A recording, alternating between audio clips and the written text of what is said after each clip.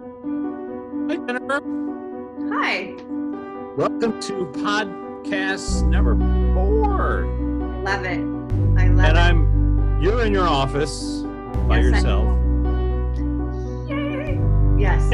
And I'm in front of Mount Kailash in Western Tibet, You look wearing very my isolation cap, Alcatraz, that. I love that. and some golden robes in honor of the person I thought we'd invite today to our podcast.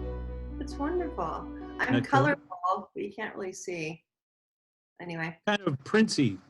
So, a couple of show and tells. Look at that. Architecture of the Afterlife. Oh, I it love disappeared. Isn't that cool? Look how big it is. Oh my God, it's huge. You can really stop any door in America with that. And here, in case somebody attacks you, your car can make this, can stop that. Look at that. You have them! I have a copy. They arrived today. Gosh, I love it! Look how gorgeous that is. Courtesy of Raphael, the painter. Oh my goodness. Of his painting. Isn't that great? See the little baby angels down there looking at like bored out of their minds? Oh my gosh. Okay, tell everybody I haven't seen it before. So you just told me that it was done, but I haven't. I told, yes. So you're seeing it as I'm seeing it. Look how gorgeous that is. It's beautiful. Gorgeous. I can't wait to get my hands I must on say, it. and then I just went through it. I really just went through the whole freaking thing, and it was almost like I've never had this experience before, looking at something I wrote without, feeling like, what did I do, mistakes. It was like, oh my God, this is really something. Our best one yet. It'll be read, I predict, we'll insist on it, 100 years from now. People we'll be haunting them and saying, don't you think it's time to pick up Backstage Pass number 3? Where? Anyways, let me jump in. Okay. I love you madly. Yes, ditto. We've had some unusual conversations this past week. True You enough. helping people, missing person cases, which is what you do when you're not having fun talking to the flip side with me. Yeah, it comes in spurts, it feels like. I'll go weeks without a missing person case. And then boom, everybody has one. Yeah. But I feel bad for everybody, but yeah. The reason we've talked about this and dealt with it is because we're trying to hack the afterlife, show people that you don't have to find somebody else to help you access your loved ones on the flip side. And Yeah. along those lines, I thought we would talk to two different characters, two different worlds of thought, but they're similar, as we'll find out. Okay. And I'm going to save the alpha and omega for later. I hope he doesn't mind. I'm going to start with something that's a little obscure for our audience, but it just popped into my radar this past week. I was reading a book about a Tibetan Buddha. He was an enlightened monk who lived in the 1400s, late 1300s, 1400s. And when I was reading this book that I had purchased, a guy named Thupten Jinpa wrote it. He's the translator for the Dalai Lama. Okay. It's that big. And it's been sitting next to my bed for a while, and I finally picked it up. And then as I was going through it, I suddenly saw this flip side reference. And I thought, if this is accurate, that this person, Tsong Khapa was his name, somewhere in the middle of his life, he started channeling or talking to the flip side. Yes. With a particular Tibetan deity. And I thought, if he can do it, he's doing exactly what we're doing. Right. So, we've done this before. I asked you to bring forward somebody named Padmasambhava. We talked about him. I think he's in this, and he's in architecture as well. Yeah. But that's not who I'm going to ask for today. And plus, we spoke to the 13th Dalai Lama, which Most people would be like, I don't even understand what you're talking about. Yeah, that's so crazy. What we talk to is the higher self. The part that hasn't come and incarnated is always back home. So in that construct, the 13th Dalai Lama is accessible, but so is the 12th and 11th and 9th, going all the way back, you see? So it's a wonderful chapter in this book. But today I want to talk to, and if Luana will allow us, and Luana, of course, is our guide on the flip side. Luana, let me ask, is today a good day to talk to Tsong Khapa? Okay, is Tsong Khapa the Indian? Is there an Indian? Because I just got a black and white photo, so it's not Indian. But I know you were just talking about the Tibetan monks. I understand that. Okay, so I'm not trying to veer, but when you're No. Let's unpack it. What are you seeing? So when you were describing the 13th Dalai Lama, another picture popped into my head that was black and white, and it looked like, it reminded me of the person we talked to, that the knife or something went missing, or like something that he had went, or not missing. Well, we did speak to the 13th. It's a black and white photo. He's got a little thin mustache. Is that what you're seeing? But is he with somebody that has long hair? What color hair? Dark hair. Well, it's possible. Let's allow this, but that's why I say let's. I'm feeling the Indian chief. I'm feeling the guy that we talked. Oh, Sitting Bull. Okay, very good. Sitting Bull. That's interesting. Yeah. Well, let's allow. Let's allow in our classroom, because Sitting Bull is in here.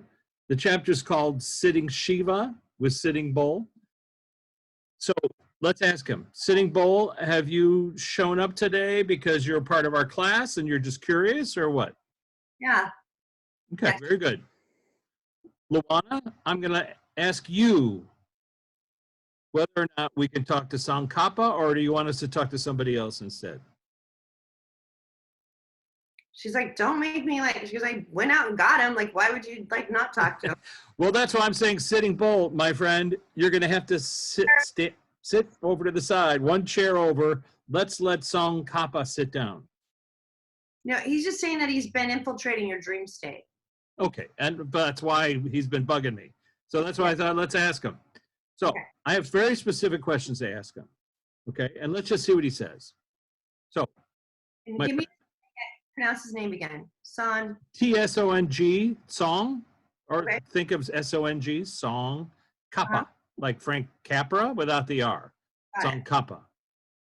Okay. And my friend, I'm going to ask you some questions.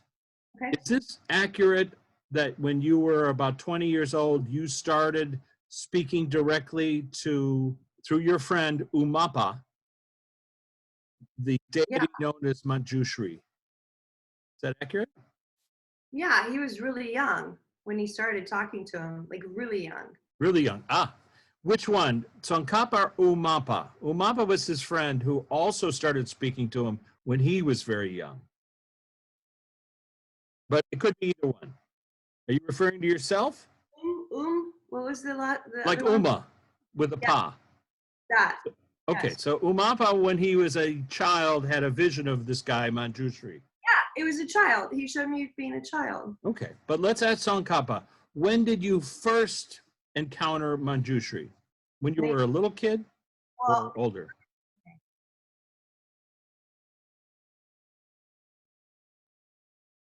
A little kid hearing stories. Mm-hmm. I got 9, so 9. I don't know if it was 9 or 9. 9? When he was about 9 years old, he was in the monastery and his teacher gave him a mantra of Manjushri. And he said it many, many, many, many times every day for the rest of his life. So I just want to clarify, this is you, and I also want to ask you questions about your journey. He says it was, well, here's what I want to ask you, my friend. At some point, who greeted you when you crossed over? Who was there to greet you? Oh, many monks that died. Many monks. And You Was were it? somebody who, sorry? Was there a war where a lot of monks died? I know there was, but was there? Well, there were a lot of monks that followed him or were focused on him, and a lot of monks that he focused on. And I'm going to ask him about one or two in particular. So I'm going to say these names that Jennifer doesn't know what the heck I'm talking about, but this is a proof of concept. Okay. We did an interview with Kobe Bryant in Italian, and he answered questions in Jennifer's mind. So in this case, I'm going to ask Tsong Khapa, Tsongkhapa. Okay. when you were working on the finer points of emptiness, you focused on someone named Nagarjuna, and other people. Was that accurate when you got to the flip side? When you got back home, was that accurate, that vision of emptiness, or was it a little bit different than you imagined? A little bit different. And if you could just tell us how so. How was it different? Was it inaccurate, or was it almost accurate? Close. It was It was very close. close. Let me ask you this. You're probably not aware of our conversations with Luana before, but we've talked about dark matter and dark energy. Well, The- that's what he was showing me. He said he just kept on showing me energy when you were talking about it, Okay. and then emptiness. But yeah, So Jennifer has elucidated that when she talks to people on the flip side, she's seeing almost like an emanation of them rather than a physical full figure. And we've talked to people on the other side that this is related to dark energy and dark matter, dark meaning just unknown. unknown energy. It's the space. Well, it's the It space. used to occupy this space before. Right. So in the vision of emptiness, this is a profoundly Buddhist concept. You're also talking about the energy of the object that used to occupy that space, correct? Correct. So like if we're talking about a table and then the table is gone, the table still exists because its energy of its form in time still exists in that space. And then plus the atoms are all agreeing to participate. So there's space between them. Is that correct? Oh, this is interesting.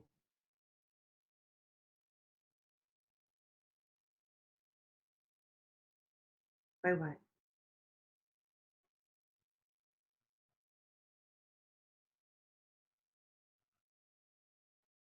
It also gets destroyed, and mind you, energy doesn't get destroyed, but Transformed. right. Oh, I know this is. Hold on. I know. Hold on. Show me again.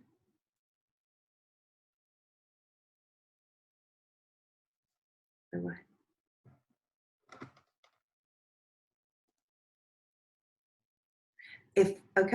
If where it came from was destroyed, and I got shown trees being cut down. Okay.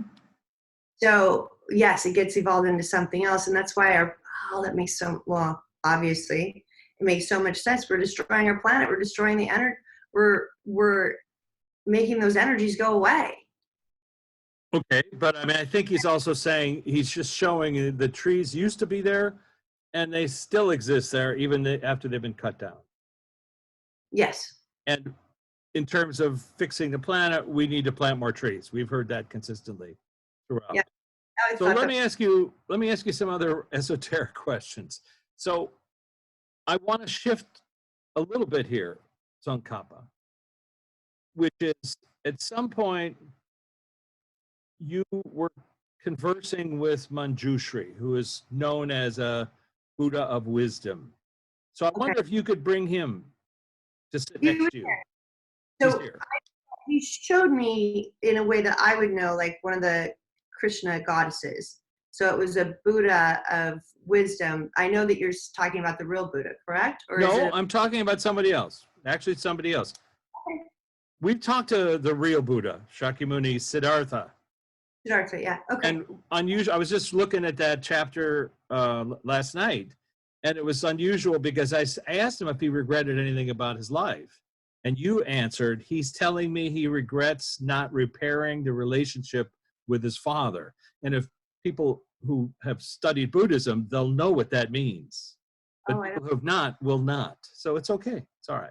But in terms of Manjushri, Okay. who is considered to be another Buddha, let's just call him that. I want to ask him some specific questions. Can you bring him forward, Tsongkhapa? Yes. Yeah. And what do you see visually when I ask that? Is it a light? Is it a person? I felt it could be as, I don't know, I got weather. Like I just got a storm happening. Clearly it's raining right now, but I got him being as, well, it's a light. It's a light that can go through anything. Okay, like a light. Yeah. But we're asking, so I'd like to ask Manjushri some questions. Luana, is this okay? Yes. Okay. So Manjushri, did you exist on the planet? Have you incarnated here on Earth ever?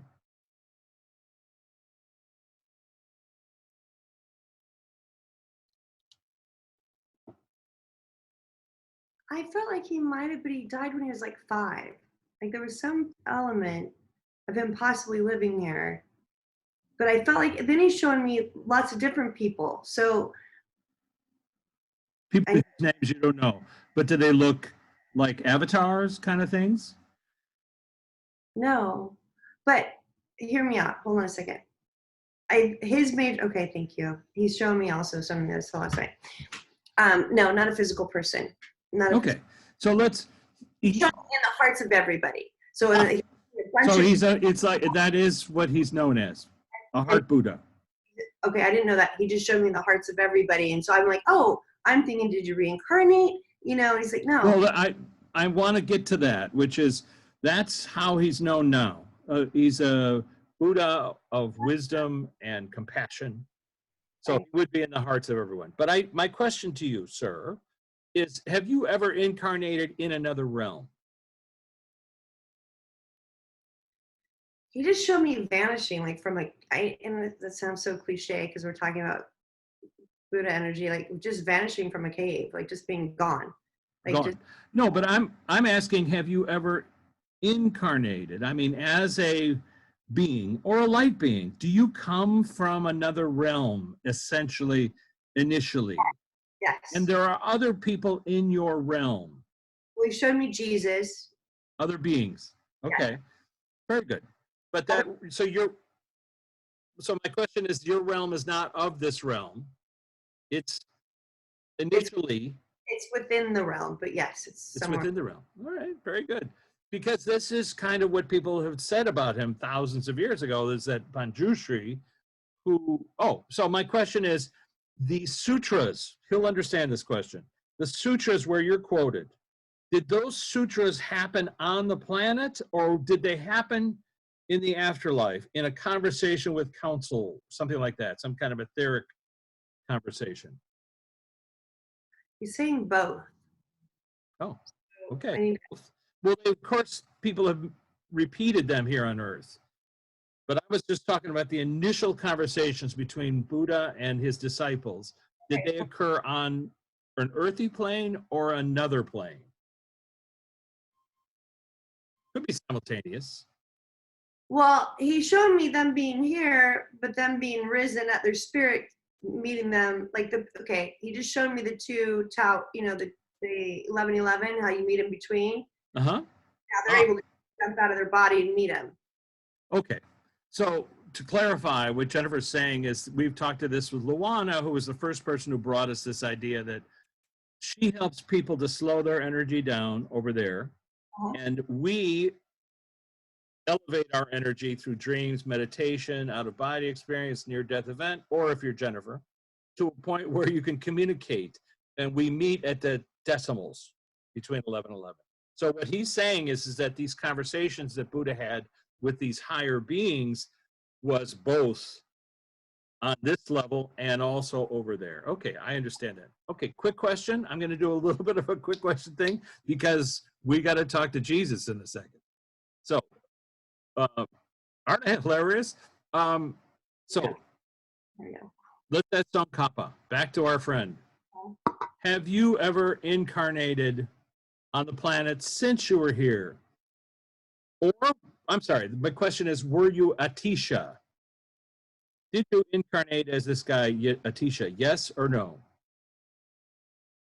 Or like a combo? He told me he skipped that person. Oh, Or okay. That's good to know.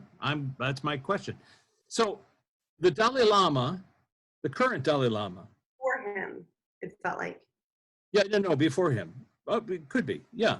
I could say his name. Gampopo, is that the guy? Yeah. Oh, it popped into my head too. And I can tell you that's a very esoteric name.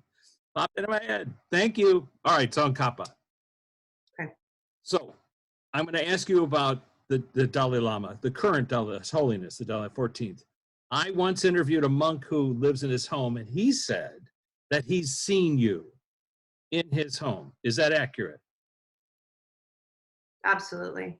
So how do you feel like the Dalai Lama's doing? Is he doing, That's interesting because I'm like, he needs help, all the help he can get. And he goes, no.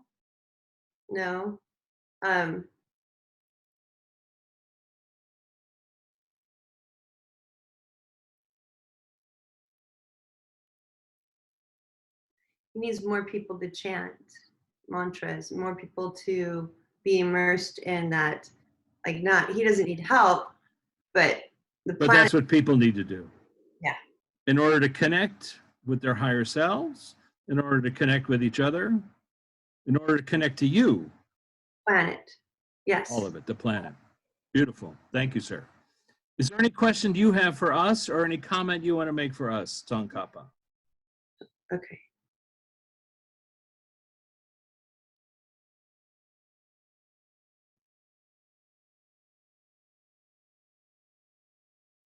I feel that you reach an audience that hears it now.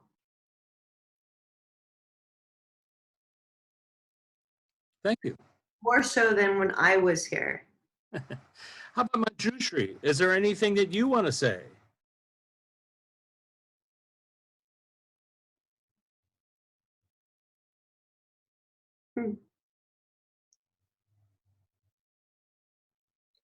Oh, I've never seen that before.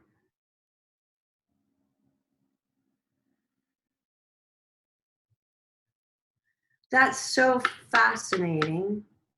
They're loving how clean everything is and how clear. And then they Back to the way it was. showed me traveling through like smog and traveling through crap. And he's like, so I'm like, oh yeah, I guess you would travel. You do travel. It's I'm going to ask Manjushri, would you show her the thing that you normally carry? They're usually when they do a statue of you, you have two items in your hands. Could you show that to Jennifer? I feel like he wishes he was the belly laughing one or whatever. Like, but I know, obviously not. But no, he's got something in his left hand and something in his right hand. Usually in the paintings of him or the. And I've never seen that. Turn your phone off. Thank you. Sorry, my brother.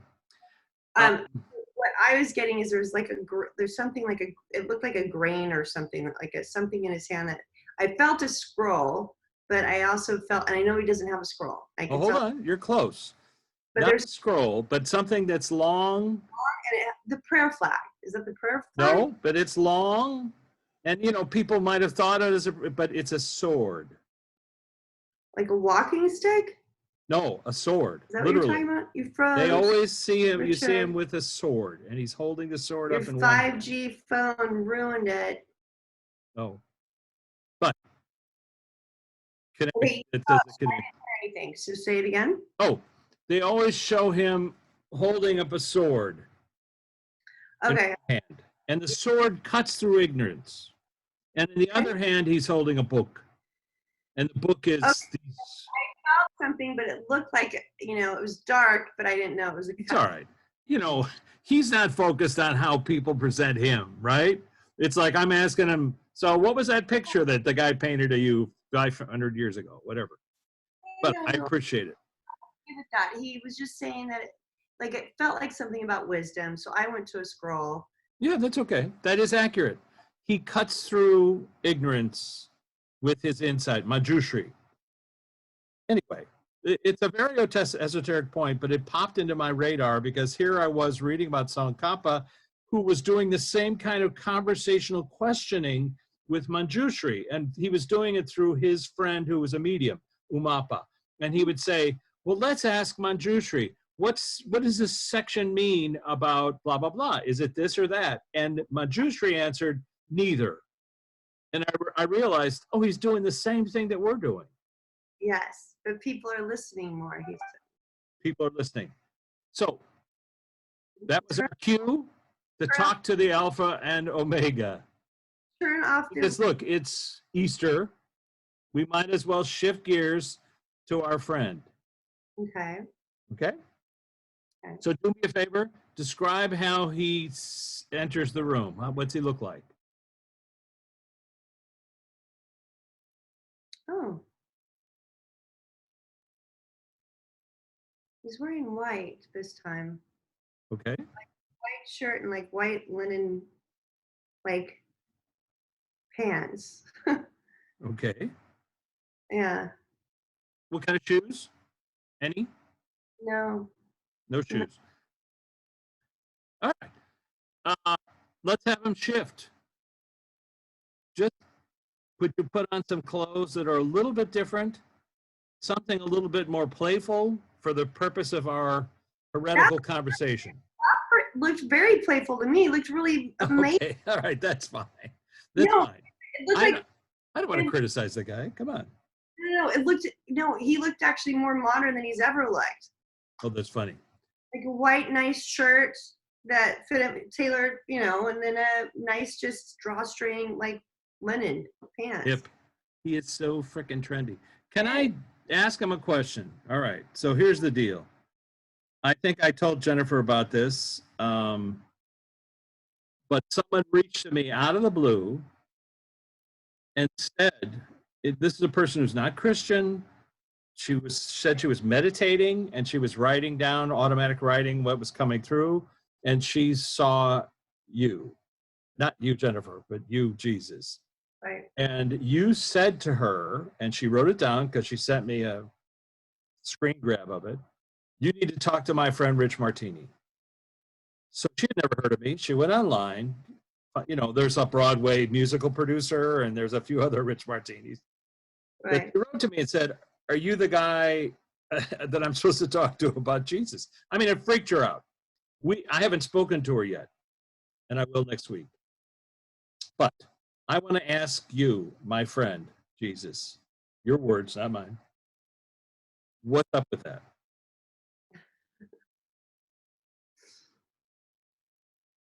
So you would know it was him.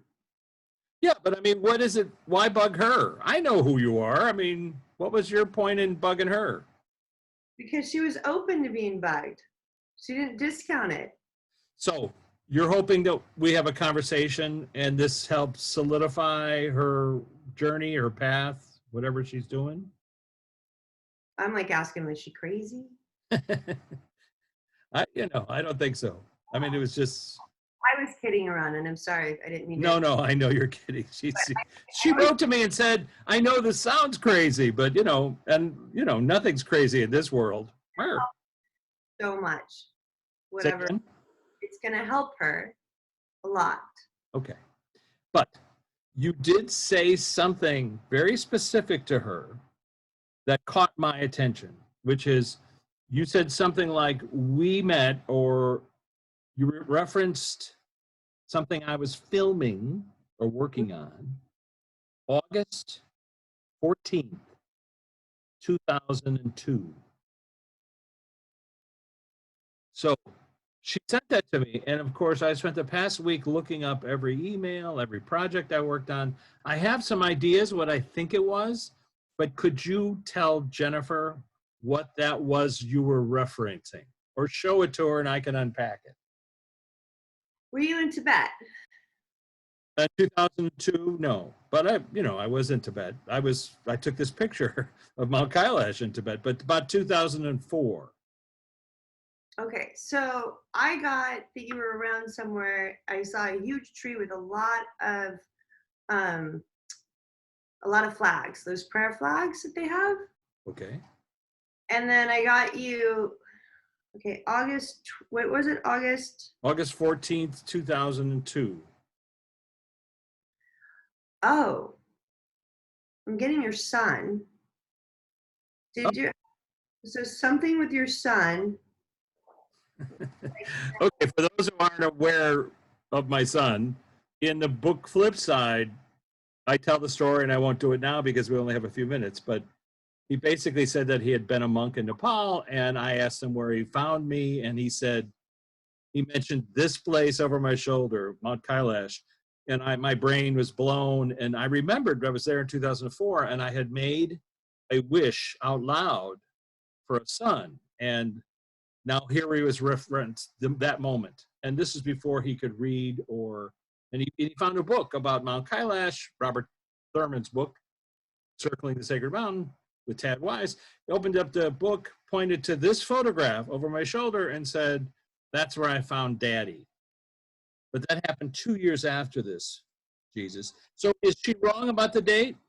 Or is that when this was set into motion? I believe that's when it was set into motion. Whatever your son was finishing up beforehand. Previous lifetime, perhaps? Or Yeah. is that what you're saying? Mhm. Interesting. Wow. Um, But of course, this relates to me and you, supposedly. Me and you. You're our journey together. Me and you and Jennifer, of course. And for those who aren't familiar with Hacking the Afterlife, in that book, Jennifer and I did some interviews with Jesus for the first time. I was able to access him through you by asking him questions. I just want to bring something up. So a lot of people get like, "Oh my gosh, you talked to Jesus." Well, people that are in the Christian faith, for instance, or anybody that's been to church, let's just say, you talk to Jesus, you just don't do it out Every loud. day. Yeah, right. Hello. And nobody Oh, patri dominus sanctus et cum spiritu tu. Oh. it's doing it out loud, and so please don't judge it. Like, don't judge, Judge it and negatively. don't judge it negatively because you don't believe people that do that when they're at church. You wouldn't judge that, right? But I totally agree. that thought just came to my head because I was thinking, like, why was I so nervous? Like, people do this every day. They talk to God.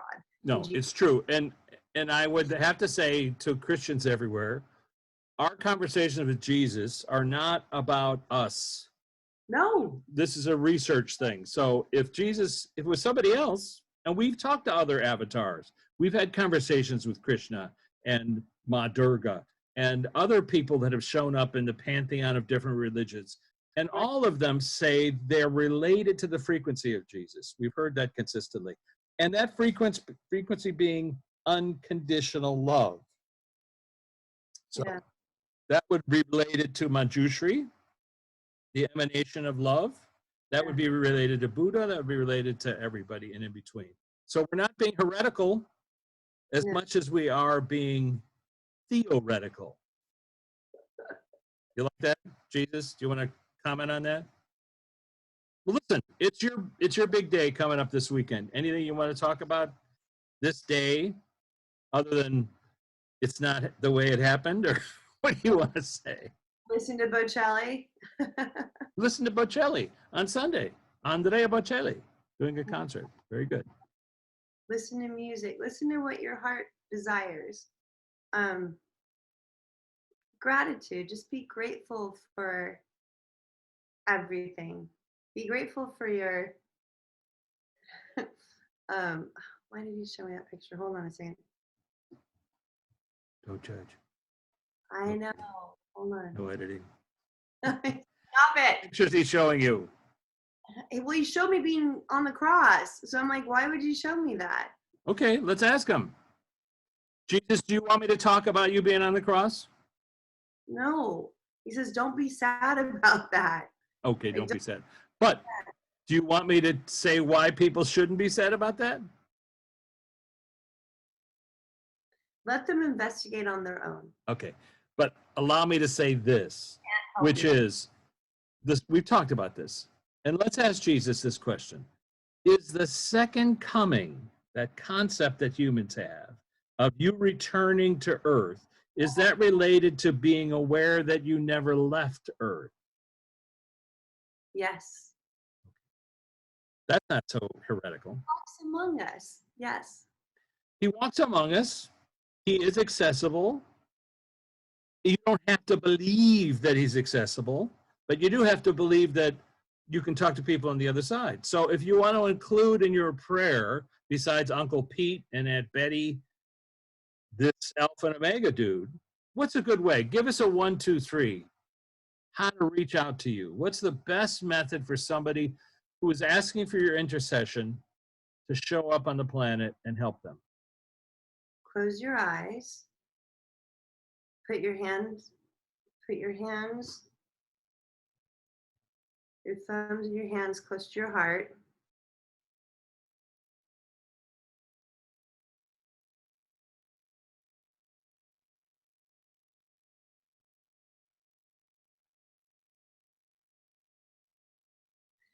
So ask for that.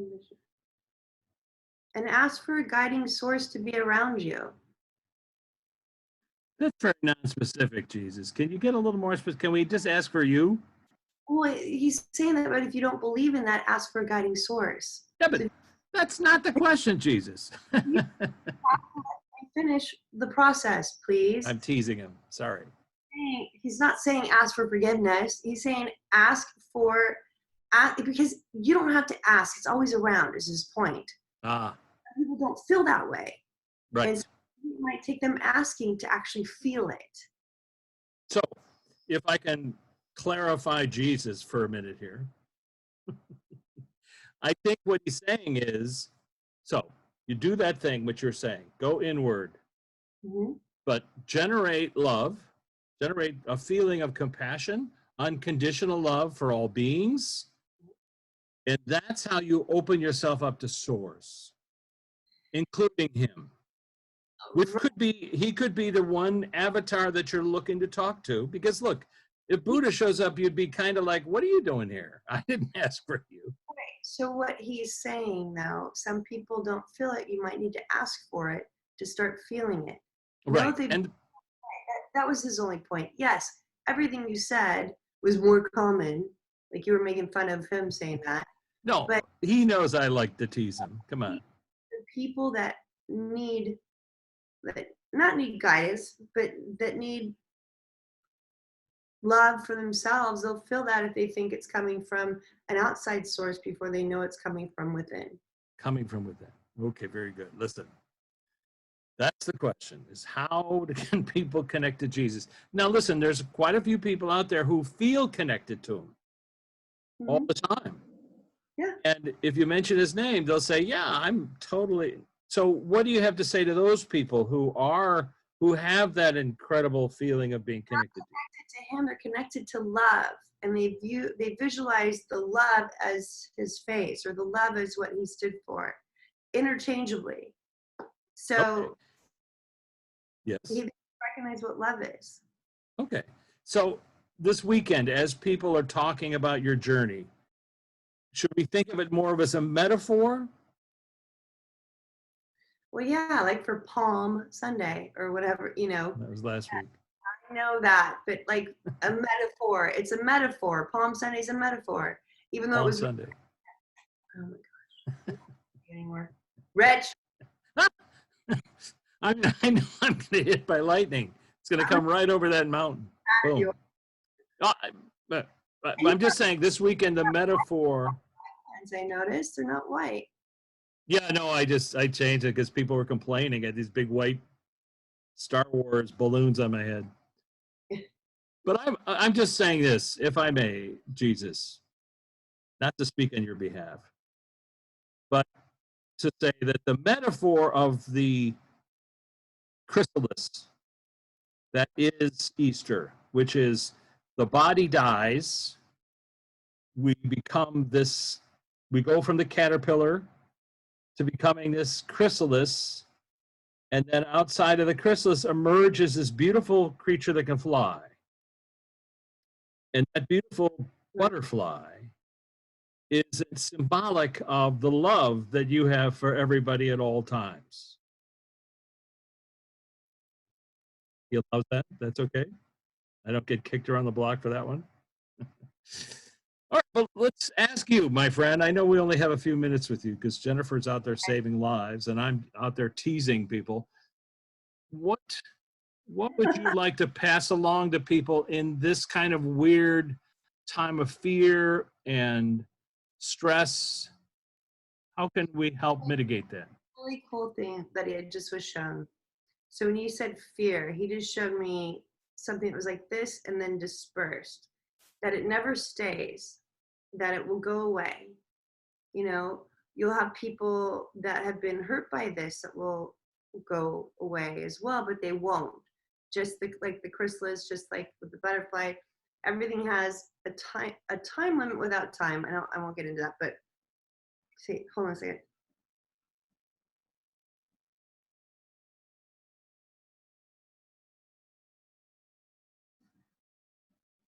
To love everything without hesitation or reservation. And the more that you love, the more that the fear disseminates. So the more that you love or the more that you pray, like, thank you, Anthony Bourdain. Diminishes, yeah. The more that you pray for Italy, the more that you put out there and start, that's what, like, you know, and then I was showed, you know, all the monks chanting.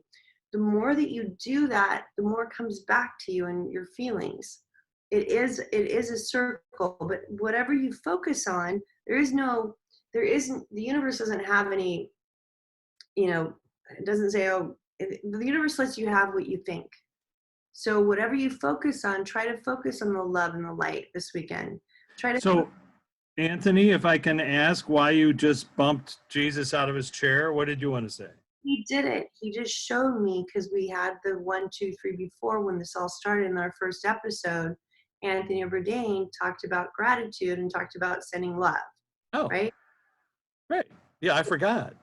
I can't believe you never remember anything. That's because he told me again. I would never. I know. I'm saying. Oh, that's what makes it so fascinating. So, Anthony, clarify. What are you saying? Say it again, please. Pray for other people, other beings. Pray with everything you have. Send those thoughts and colors out. Give food to thy neighbor. Like, you The know. food guy. Yeah. Them. Oh, that's a question we can ask Jesus. What about that food thing? It's always been one of those weird miracles they associate with you, changing water to wine, or, you know, Sermon on the Mount. Somebody went out and suddenly there was food for everybody. Is that a metaphor? Or what is that? What was that? Everyone gave more. Ah, so people brought food. Is that what you're saying? Yeah. Everyone decided that there was enough. And when everybody put out their food all right, let me make sure I got this right. This is a huge deal. Hold on.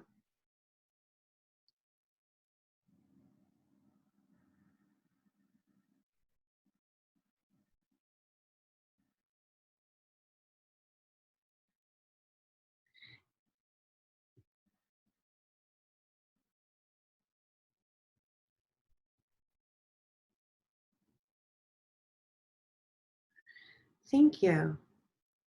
Wow. So what he did is that he encouraged with his talk, with him talking, he encouraged people and he basically delineated fear and the lack of thereof. And so he said, by sharing, you're going to be able to get more. And by doing so it's like a brilliant metaphor to what he's saying about love and sending out love. It's the same thing. There'll be so much more coming back to you. And that's what he was referring to. Oh, well, that's lovely. That's lovely. What a wonderful way to put it. So the idea of you generate bodhicitta, as the Tibetans call it, but it's it's unconditional love, compassion to other people. And because that wave of energy goes out into everybody else, they have more, they get more. So love becomes exponentially greater based upon boomerang that comes back. That gift. All right, very cool. Because when you don't have fear, then you get more love, like because it really is the opposite. So if you're living fear-based, where you only have like a certain amount of food, then that's all you're gonna have. But if you So Luana's got the last minute. okay, Lou, over to you. well, Miss you Chocolate Bunny. cut off Jesus. Okay, Yeah, Jesus, off to the side. He doesn't mind. We have Luana here. Luana wants to say something. Go ahead, Lou. What do you want to say? I just told him thank you though. Oh, thank you, Jesus. I'm sorry. That was a way to say I'm still in shock. I'm not shocked by it, but that makes amazing. It's beautiful. And I'm going to bring it up with this woman when I talk to her next week, and I'll ask her the same questions. Um, Jesus, you can have the last word. It's up to Luana. Luana, you want him to have the last word? I mean, like he's just showing me the Bible's interpretation. So Yeah, it's just metaphor. You said that to us before. Okay, hold on a second. Beautiful metaphor. Luana loves your hat. Alcatraz. She loves it. She knows that a lot of people feel like they're in it right now. Yeah, that's why I'm wearing it. It's the state of mind. Doesn't exist anymore. Right. And then it's really where they should put the homeless and get them rehabilitated, I feel. And then have people spend the money in San Francisco actually doing that versus I just think that'd be getting them rehabilitated and then going back out in the workforce. But anyway, didn't mean to do that. Hold on a second. I guess so I did. All right.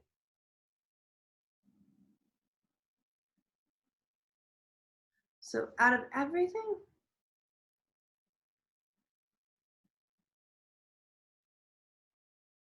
I don't want to give it to that.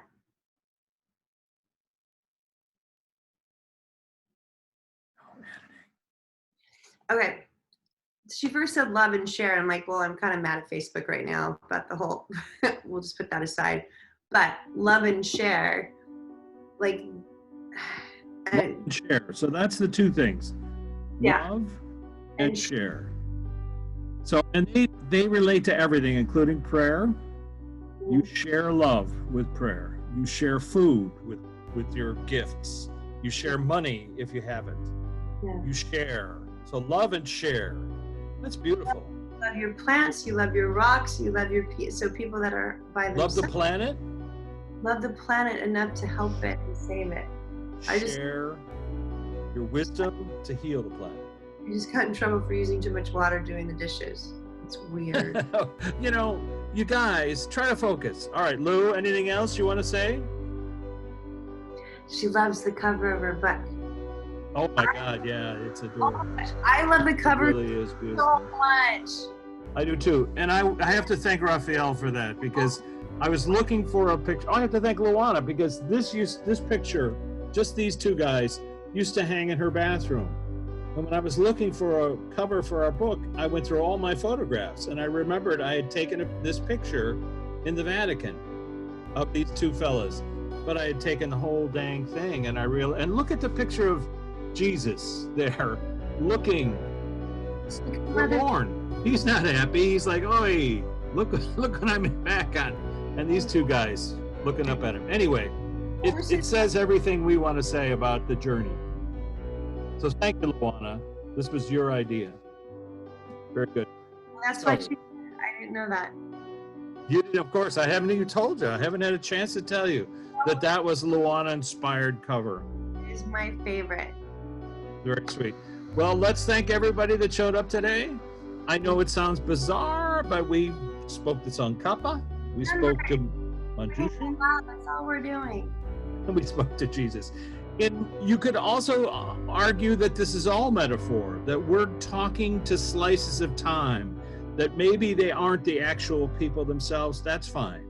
Don't let it disturb your pattern or path. But remember, if you can remember anything about this talk, it's love and share. Oh, love the love. All right. Love the love. Robin Williams, last word. Love you, Jennifer. Thank you again on behalf of the planet. Okay. I'm going to pause. Stop recording.